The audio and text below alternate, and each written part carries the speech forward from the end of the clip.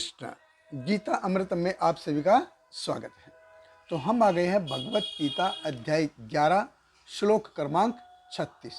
तो हम देखते हैं कि भगवान को बोलने के बाद, संजय के बोलने के बाद अर्जुन जो है फिर से भगवान का गुणगान कर रहे हैं। लेकिन ये गुणगान कैसा है? ये गुणगान भगवान के मुख्य नाम, भगवान के मुख्य स्वरूप या मुख्य प्रेम पर आधारित नहीं है। ये इस भौतिक शरीर, भौतिक जगत के जो कार्यकलाप हैं उनके अनुसार है। तो भगवान कृष्ण का जो अस्तित्व है वो दो प्रकार का अस्तित्व है। एक तो है जो उनका मुख्य अस्तित्व और एक है जो गौण अस्तित्व। तो मुख्य अस्तित्व यानी कि प्राइमरी जो अस्तित्व है भगवान, जहाँ पे आध्यात्मिक जगत में, आध्यात्मिक लोक में अपने शुद्ध अंतरंग भक्तों के साथ अलग अलग रस में आनंद लेते हैं। एक तो वो है, और दूसरा वो है जो जीव भगवान के द्वारा दिए गए दिशा निर्देश हैं, नियमों का पालन नहीं करना चाहते। तो उसके लिए भगवान ने इस भौतिक जगत की सृष्टि, स्थिति और उसका पालन करते हैं। तो इस जगत के कार्य के आधार पे फिर भगवान के जो अलग अलग नाम निर्धारित होते हैं। तो अर्जुन देखिए भगवान के साथ साख्य भाव में कनेक्टेड है, लेकिन उसका मन व्यथित है और वो भगवान का कैसे गुणगान कर रहा है। तो भगवत गीता अध्याय 11 श्लोक क्रमांक 36। अर्जुन उवाच स्थाने ऋषिकेश तव प्रकृत्या जगत प्रशंति अनुरज्यते च रक्षांसि भीतानि दिशो द्रवन्ति सर्वे नमस्सन्ति च सिद्धसंगा। अर्जुन ने कहा, हे ऋषिकेश, आपके नाम के स्मरण से संसार हर्षित होता है और सभी लोग आपके प्रति अनुरक्त होते हैं। यद्यपि सिद्ध पुरुष आपको नमस्कार करते हैं, किंतु असुरगण भयभीत हैं और इधर उधर भाग रहे हैं। यह ठीक ही हुआ है। देखिए अर्जुन कहते कि भगवान आप ऋषिकेश हैं, आप इंद्रियों के स्वामी हैं, इंद्रियों के स्वामी। तो आप मेरी इंद्रियों को और ज़्यादा व्यथित ना होने दे, इनको और ज़्यादा आउट ऑफ कंट्रोल ना जाने दे।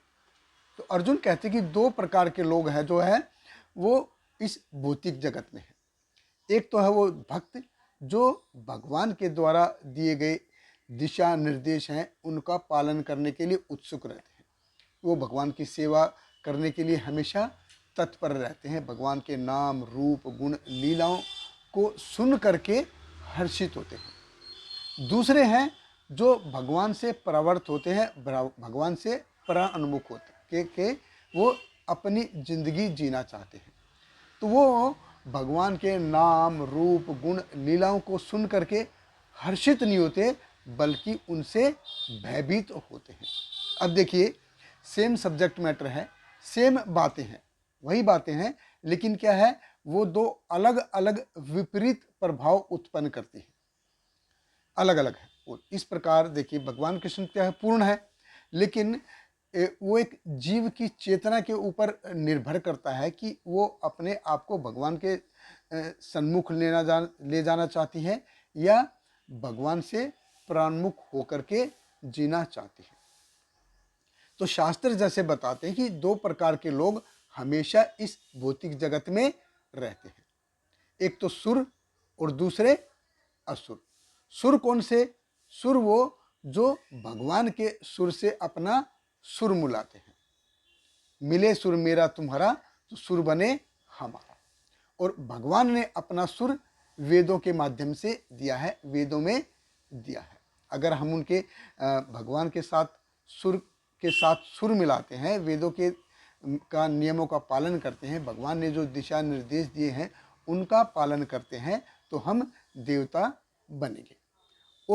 और अगर हम कहते हैं कि भगवान आप अपना राग आलापना बंद करो, अभी मैं भी अपना थोड़ा राग छेड़ता हूँ, तो भगवान कहते कि जा, ये भौतिक जगत मैंने तेरे लिए ही बनाया है, वहाँ जाके तू अपना राग छेड़। तो ये है। तो वो, और भगवान ने देखिए अपना जो सुर है वो वेदों के माध्यम से दिया है।